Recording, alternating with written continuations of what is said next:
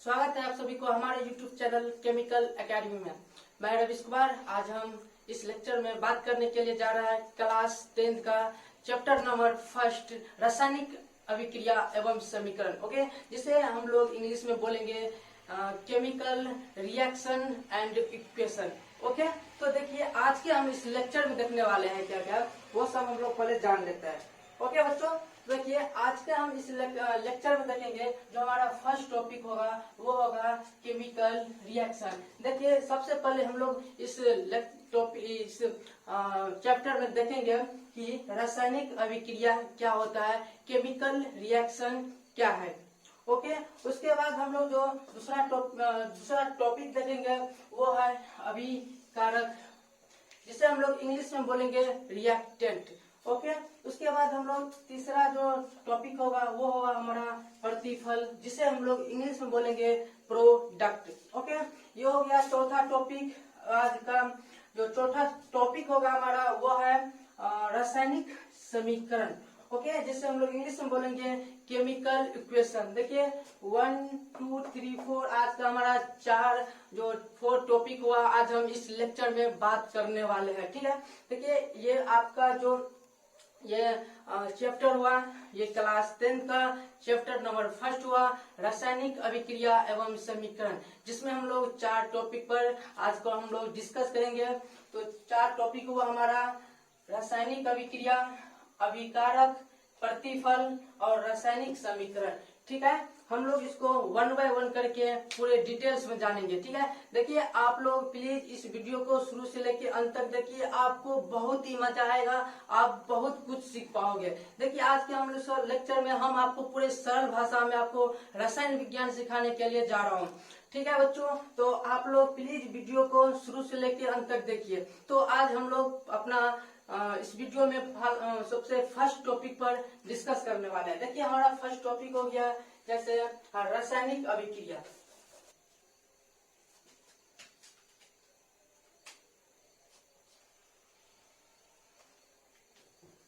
Okay बच्चों, तो देखिए सबसे पहले हम लोग ये जानेंगे कि रासायनिक अभिक्रिया होता क्या है। देखिए इसे हम लोग पहले अपने भाषा में समझते हैं कि हमारे दैनिक जीवन में रासायनिक अभिक्रिया कैसे होता है। ओके, तो देखिए आप लोग प्लीज वीडियो को शुरू से अंत तक देखिए, आपको यहाँ पर बहुत कुछ सीखने के लिए मिलेगा और बहुत ही आसान तरीके से बहुत कुछ सीख पाओगे आप लोग। तो ठीक है, वीडियो को हम लोग आगे बढ़ाते हैं, इस क्लास को आगे बढ़ाते हैं बच्चों। देखिए आज का हमारा क्लास हुआ रासायनिक अभिक्रिया। जैसे कि हम लोग देखते हैं कि हमारे जो जीवन में आजकल मतलब बहुत ऐसे घटना हम लोग देखते रहते हैं कि एक क्षण में कुछ से कुछ हो जाता है। यह बात तो मानना पड़ेगा। जैसे हम लोग देखते हैं कि चावल से भात बना देते हैं, दूध से दही बना देते हैं, किसी भी रड को जो आयरन होता है, लोहा होता है, इसे हम वायु में रख देते हैं तो लोहा में क्या होता है, जंग लग जाता है। ये सारे बातें होते रहते हैं हमारे जीवन में, लेकिन हमें कुछ पता नहीं चलता है कि ये होता क्या है, ये होता क्या है, हम लोग पता नहीं चलता है। देखिए आज हम लोग जान जाएंगे ये होता क्या है, इसमें क्या चीज का महत्व है, इसमें क्या चीज का अभिक्रिया हो रहा है, तो हम लोग इस लेक्चर में जान जाएंगे। तो आप लोग प्लीज वीडियो को शुरू से अंत तक देखिए, आपको बहुत कुछ सीखने के लिए मिलेगा। हम तो सिर्फ आपको इतना ही बोलेंगे। ठीक है, तो हम लोग सबसे पहले देखेंगे कि रासायनिक अभिक्रिया। ओके बच्चों, तो अब हम लोग देखते हैं कि रासायनिक अभिक्रिया कैसे होते हैं। ठीक है, देखिए रासायनिक अभिक्रिया करने के लिए सबसे पहले हमें 2 अलग अलग प्रकार के परमाणु लेने पड़ेगा। ठीक है, सबसे पहले हम लोग क्या लेंगे, 2 अलग अलग प्रकार के परमाणु लेंगे। क्या लेंगे, 2 अलग अलग प्रकार के परमाणु लेंगे। देखिए हम 2 अलग अलग प्रकार के, देखिए 2 अलग अलग प्रकार के हम लोग क्या लिए, परमाणु लिए। ठीक है, एटम लिए। देखिए ये हमारा क्या हुआ, परमाणु हुआ। ठीक है, जिसे हम लोग इंग्लिश में क्या बोलेंगे, एटम बोलेंगे। ओके, उसके बाद ये भी हमारा क्या हुआ, परमाणु हुआ। दोनों परमाणु ही है, बस दोनों परमाणु में अंतर क्या है कि अंतर इतना ही है कि दोनों परमाणु अलग अलग है। ओके, अब हम लोग क्या करेंगे, देखिए इसको हम लोग जैसे ही आपस में संयोग करते हैं, कंबाइन करते हैं, तो वो क्या होता है, मॉलिक्यूल में बदल जाता है, मॉलिक्यूल बन जाता है। तो देखिए मॉलिक्यूल, जिसे आप लोग हिंदी में अणु बोलते हैं, तो देखिए यहाँ पर मॉलिक्यूल बन जाता है, अर्थात HCl बन जाता है, ये हमारा हो जाता है अणु। अणु जिसे हम लोग इंग्लिश में बोलेंगे मॉलिक्यूल। आई बात समझ में आप लोग को? क्या किए हम लोग, दो अलग अलग प्रकार के क्या लिए, परमाणु लिए, एटम लिए, इन दोनों परमाणु को क्या किया, आपस में कंबाइन किए, संयोग किए आपस में, तो हमें अणु में बदल जाता है, वो अणु में आ जाता है, मॉलिक्यूल बन जाता है। देखिए ये कैसा मॉलिक्यूल है, तो हाइड्रोजन क्लोराइड है, ये हाइड्रोजन क्लोराइड है। अभी हम लोग सिर्फ इतना ही जानेंगे। देखिए एक मतलब दो पदार्थ लिए हाइड्रोजन और क्लोरीन, जिसे हम लोग परमाणु बोल सकते हैं। दो अलग अलग पदार्थ को जैसे ही हम लोग संयोग करते हैं आपस में, तो वो अणु में बदल जाता है। इसी प्रक्रिया को हम लोग रासायनिक अभिक्रिया बोलते हैं। इसमें रासायनिक अभिक्रिया हो रहा है, रासायनिक अभिक्रिया होने के कारण ये मॉलिक्यूल बन रहा है, हाइड्रोजन क्लोराइड बन रहा है। ओके, आई बात समझ में आप लोग को? तो देखिए हम लोग तो देख लिए कि रासायनिक अभिक्रिया कैसे होता है। तो देखिए इसी प्रक्रिया को हम लोग बोलेंगे रासायनिक अभिक्रिया। ये हमारा इतना हमारा क्या कहलाएगा, रासायनिक अभिक्रिया कहलाएगा, रासायनिक अभिक्रिया कहलाएगा, जिसे हम लोग इंग्लिश में बोलेंगे केमिकल रिएक्शन बोलेंगे। आप लोग को बात ये समझ में आ गया? उम्मीद है कि आप लोग इतना बात जान गए होंगे। ओके, अब हम लोग रासायनिक अभिक्रिया को क्या करेंगे, इसको परिभाषित करेंगे। ठीक है ना, परिभाषित करना भी तो जरूरी है ना, क्योंकि आप एग्जाम में मान लीजिए आ गया क्वेश्चन कि रासायनिक अभिक्रिया को परिभाषित करें, तो कैसे करेंगे, जब मुझे आता रहेगा। देखिए रासायनिक अभिक्रिया का परिभाषित बहुत ही आसान है। जैसे हम लोग जाने कि दो अलग अलग प्रकार के पदार्थ लिए, दोनों पदार्थ को हम लोग आपस में कंबाइन किए, संयोग करने के बाद ये क्या चीज बनता है, अणु में बदल जाता है, मॉलिक्यूल बन जाता है। तो इसी प्रक्रिया को हम लोग रासायनिक अभिक्रिया कहते हैं। ओके बच्चों, ये बात आप लोग को समझ में आया कि नहीं आया? अगर आया तो आप लोग प्लीज कमेंट में आप लोग जरूर बताइए कि सर मुझे केमिकल रिएक्शन समझ में आ गया और मैं अभी आपसे लाइफ में कभी नहीं भूल सकता। ओके, तो हम लोग देख लिए रासायनिक अभिक्रिया। अब हम लोग रासायनिक अभिक्रिया को परिभाषित करेंगे। ठीक है, तो आप लोग रासायनिक अभिक्रिया को आप लोग नोट कीजिए। ओके बच्चों, तो अब हम लोग रासायनिक अभिक्रिया को परिभाषित करते हैं। ठीक है, देखिए जब दो या दो से अधिक पदार्थ, देखिए हम लोग क्या किए, दो पदार्थ लिए, क्या सब लिए, हाइड्रोजन और क्लोरीन। देखिए बहुत ही आसान है, आप लोग प्लीज ध्यान से देखिए। देखिए जब दो या दो से अधिक पदार्थ, अब देखिए पदार्थ कैसा होगा, तत्व या यौगिक। देखिए हाइड्रोजन और क्लोरीन जो है ये हमारा तत्व है। ठीक है, ये हमारा एलिमेंट हुआ। ठीक है, आपस में क्रिया करके, देखिए ये आपस में क्रिया करेगा। ठीक है, अभी क्रिया करेगा तो क्रिया करके भिन्न गुण वाले एक या अधिक नए पदार्थ का निर्माण करता है, वह प्रक्रिया रासायनिक अभिक्रिया कहलाता है। देखिए फिर से हम लोग रिपीट करते हैं कि जब दो या दो से अधिक पदार्थ, देखिए यहाँ पर हम लोग दो क्या किए, दो पदार्थ लिए। ठीक है, दो पदार्थ लिए, दो परमाणु लिए, दो एटम लिए। ओके, आप इतना बात समझ गए? ठीक है, आप लोग प्लीज देखिए अब समझा रहे हैं आपस में। ठीक है, आपस में क्रिया करके, वो आपस में क्रिया करके भिन्न गुण वाले एक या अधिक नए पदार्थ का निर्माण करता है। अब देखिए ये पदार्थ जो है नए पदार्थ का निर्माण कैसे करेगा, देखिए जैसे इसको अभी क्रिया करवाएंगे, देखिए यहाँ पर क्या है, H2 है, Cl2 है। देखिए ध्यान से देखिए H और Cl। सबसे पहले हम लोग यहाँ पर लिख देंगे H और Cl। देखिए यहाँ पर हमने लिख दिए H और Cl। ठीक है, देखिए यहाँ पर हाइड्रोजन भी दो है और क्लोरीन भी 2 है। तो देखिए हाइड्रोजन 2 हो गया और क्लोरीन भी क्या कितना है 2 है। ठीक है, कितना है 2 है। तो इसीलिए हम यहाँ पर क्या कर देंगे 2 कर देंगे। ठीक है, तो ये हमारा बन गया नया पदार्थ, ये हाइड्रोजन क्लोराइड बन गया। ठीक है, तो ये हमारा क्या बना, एक नया पदार्थ बनता है, नया पदार्थ बना, या इसी को हम लोग ये जो हो गया ये हमारा अणु का निर्माण हुआ, यानी कि एक मॉलिक्यूल बनता है। ठीक है, तो इसी प्रक्रिया को हम लोग क्या बोलते हैं, रासायनिक अभिक्रिया कहते हैं, रासायनिक अभिक्रिया कहलाती है। ठीक है, तो अब हम लोग इसको देख लिए रासायनिक अभिक्रिया क्या होता है, क्या होता है। अब हम फिर से एक बार समझाते हैं, आप लोग ध्यान से देखिए। जब हम लोग 2 एलिमेंट अलग अलग होना चाहिए, देखिए 2 एलिमेंट अलग अलग होना चाहिए, या तो आप एक H ले लीजिए या एक आप ऑक्सीजन ले लीजिए। देखिए हाइड्रोजन और ऑक्सीजन 2 अलग अलग क्या है, परमाणु है। इन दोनों परमाणु का आप लोग अभिक्रिया करेंगे, तो अभिक्रिया करने के बाद एक क्या होगा, अणु का निर्माण होगा, एक मॉलिक्यूल का निर्माण होगा, वही नया मॉलिक्यूल का निर्माण हुआ। इसी प्रक्रिया को हम लोग रासायनिक अभिक्रिया कहते हैं।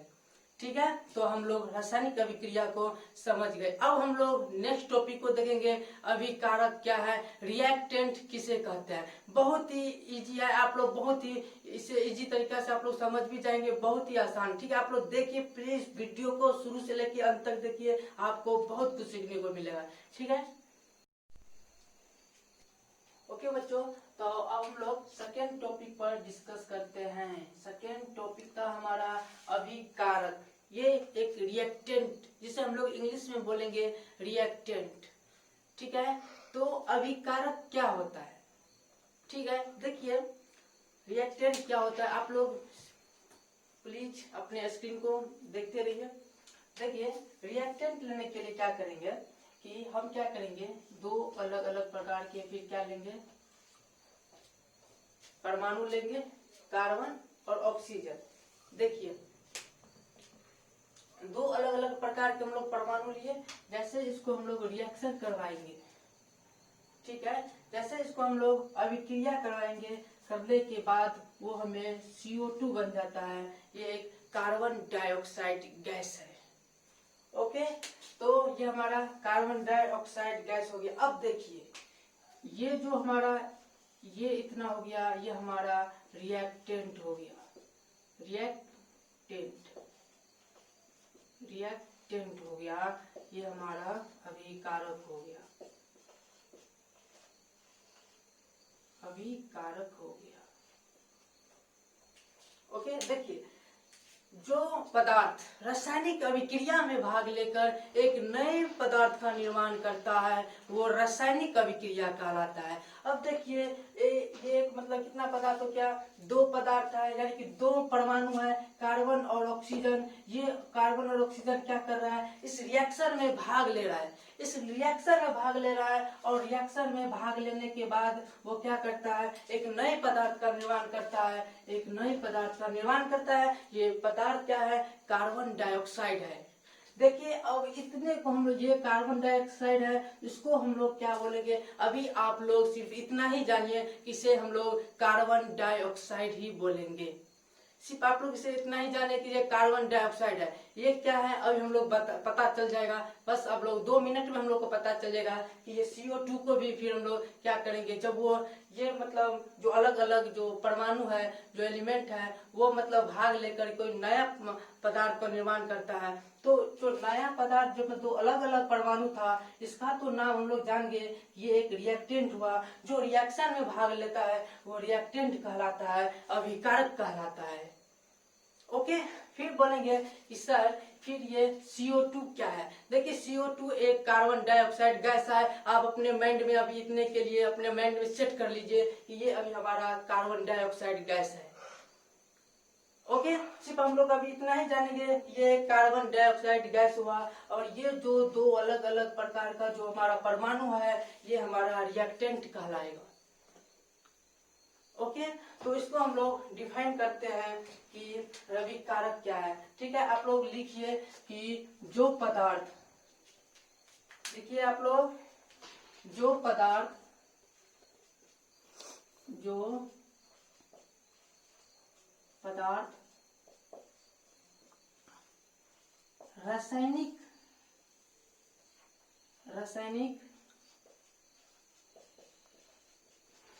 रासायनिक अभिक्रिया में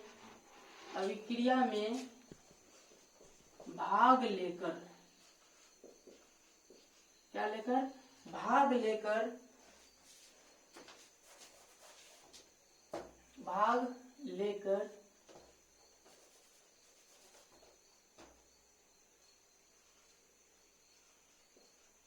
भाग लेकर एक नए पदार्थ का निर्माण करता है।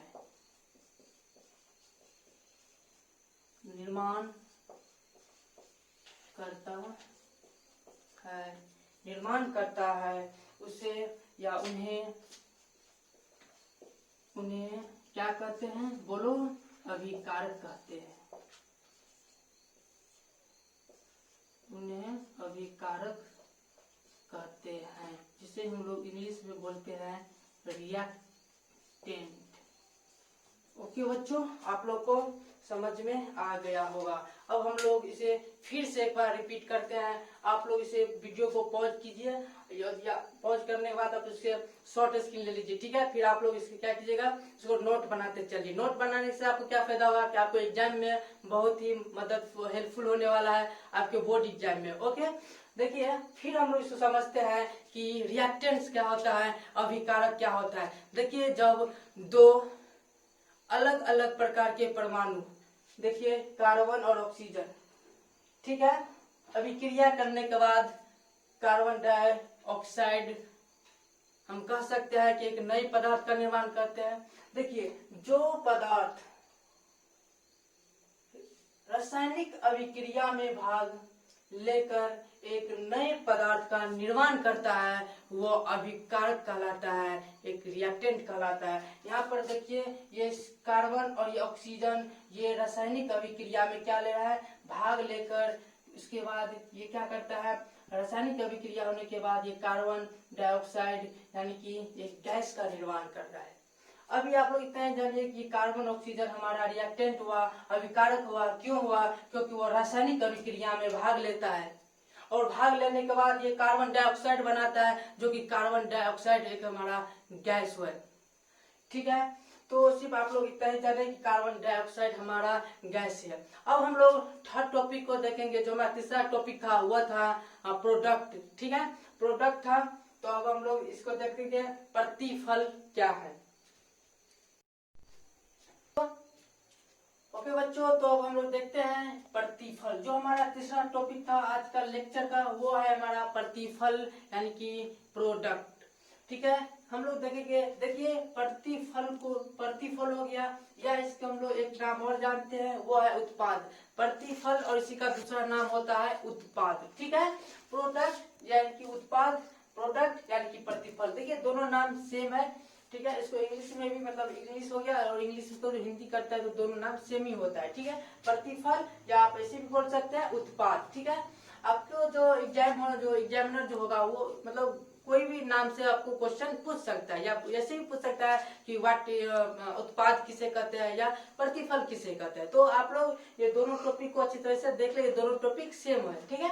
तो अब हम लोग देखते हैं कि प्रोडक्ट क्या होता है। देखिए, प्रोडक्ट जैसे कि अभी हम लोग क्या देखे थे कि दो अलग अलग प्रकार के परमाणु जो मिलकर जो रासायनिक अभिक्रिया में भाग लेते हैं, इसे हम लोग क्या बोलते हैं, रिएक्टेंट, अभिकारक।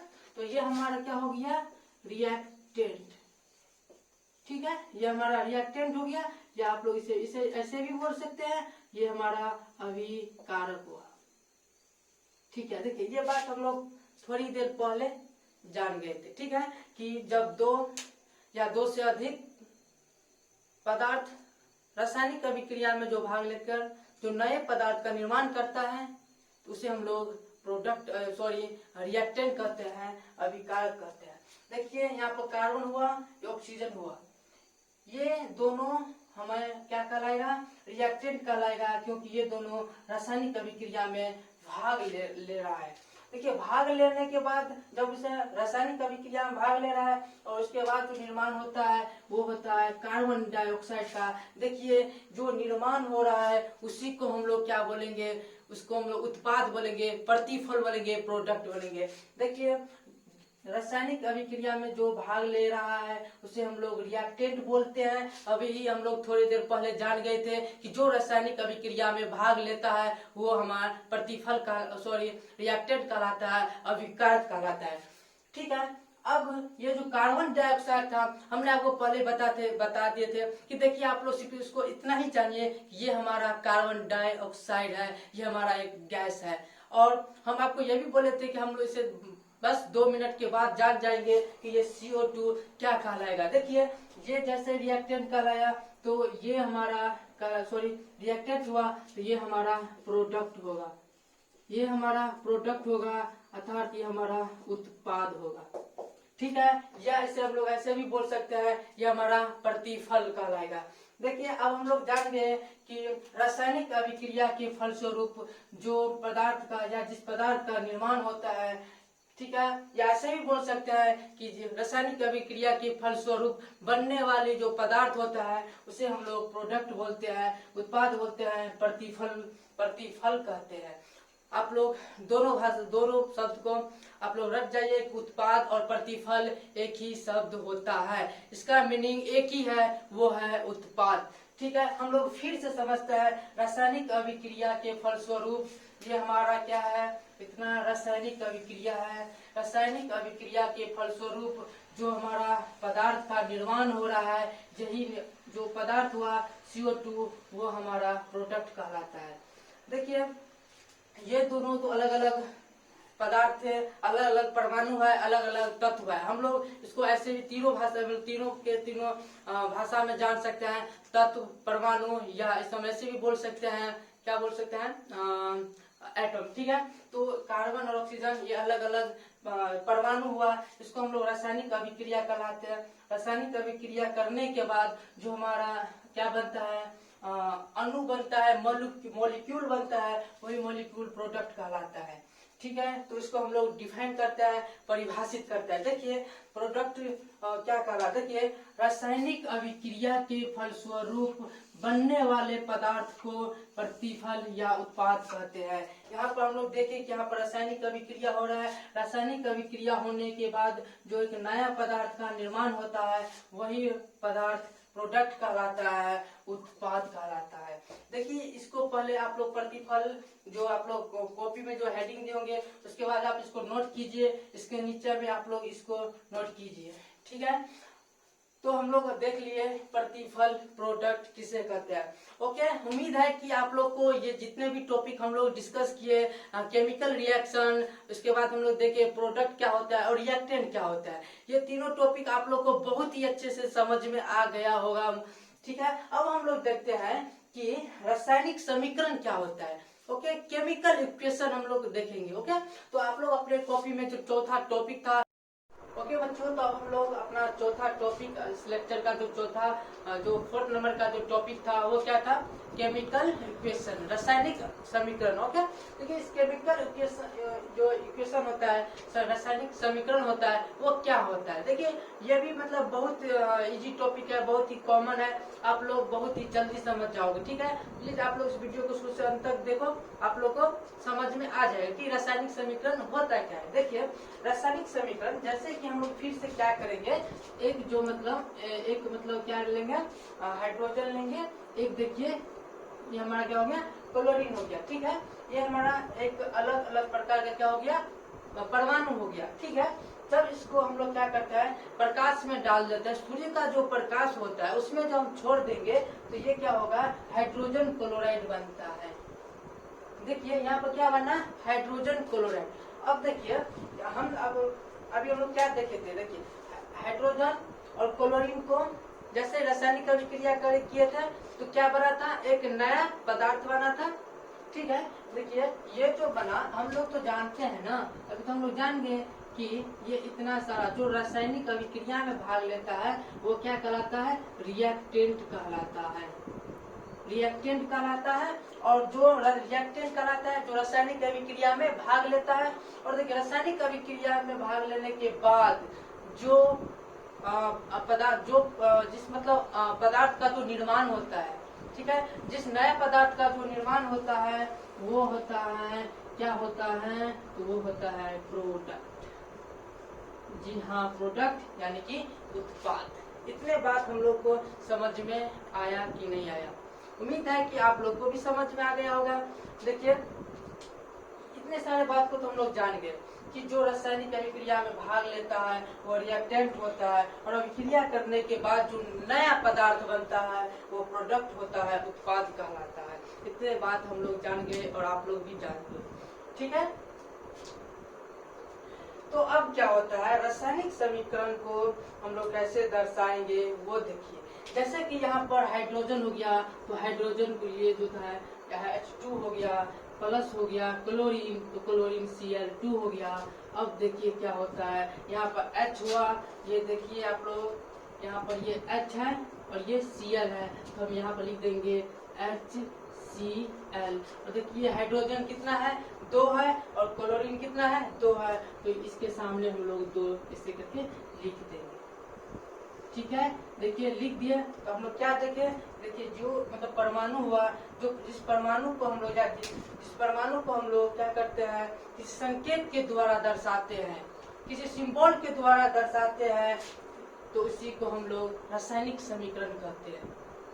देखिए ये जो हमारा रिएक्टेंट हुआ उसी को हम लोग संकेत में दिखाए, ठीक है। इसके संकेत में हाइड्रोजन का जो संकेत होता है, जो सिंबल होता है वो H होता है, और क्लोरीन का जो सिंबल होता है, जो संकेत होता है वो Cl होता है। क्लोरीन Cl हुआ, हाइड्रोजन H हुआ। और उसके बाद जैसे ही हम लोग सूर्य के प्रकाश में से छोड़ देते हैं, तो छोड़ने के बाद में HCl का निर्माण हुआ, हाइड्रोजन क्लोराइड बनता है।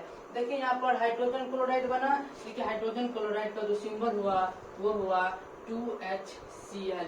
देखिए 2 तो हम यहाँ पर क्या किए, समीकरण को बैलेंस करने के लिए, संतुलित करने के लिए हम लोग यहाँ पर किया। देखिए जो हमारा नेक्स्ट टॉपिक होगा उसमें हम लोग जान जाएंगे कि समीकरण को बैलेंस कैसे करते हैं, संतुलित कैसे करते हैं। बहुत ही आसान है, बस आपको मात्र 5 बात याद होना चाहिए।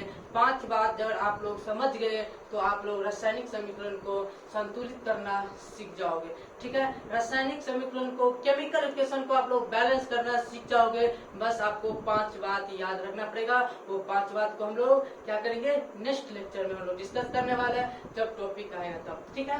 अभी क्या हम लोग समझते हैं रासायनिक समीकरण।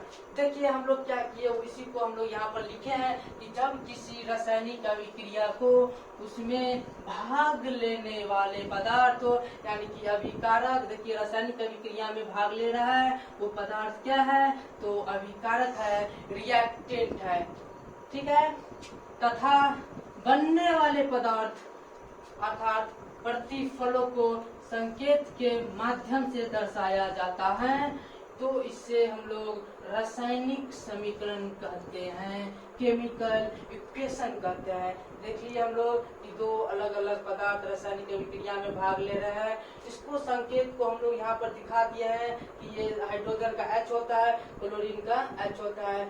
ये 2 अलग अलग जो क्या है पदार्थ है, ठीक है, परमाणु है, वो रिएक्टेंट कहलाया। रासायनिक अभिक्रिया के बाद जो नया पदार्थ बना हाइड्रोजन क्लोराइड, इसको हम लोग यहाँ पर दिखा दिए। ये देख रहे हैं आप लोग, इसको हम लोग दिखाए यहाँ पर, देखिए यहाँ पर दिखाए क्या है, HCl है, हाइड्रोजन क्लोराइड है, तो इसको हम लोग सिंबल यहाँ पर दिखा दिए। जो नया पदार्थ बना रासायनिक अभिक्रिया के बाद वो क्या कहलाया, प्रोडक्ट कहलाया, ठीक है, उत्पाद कहलाया, ठीक है।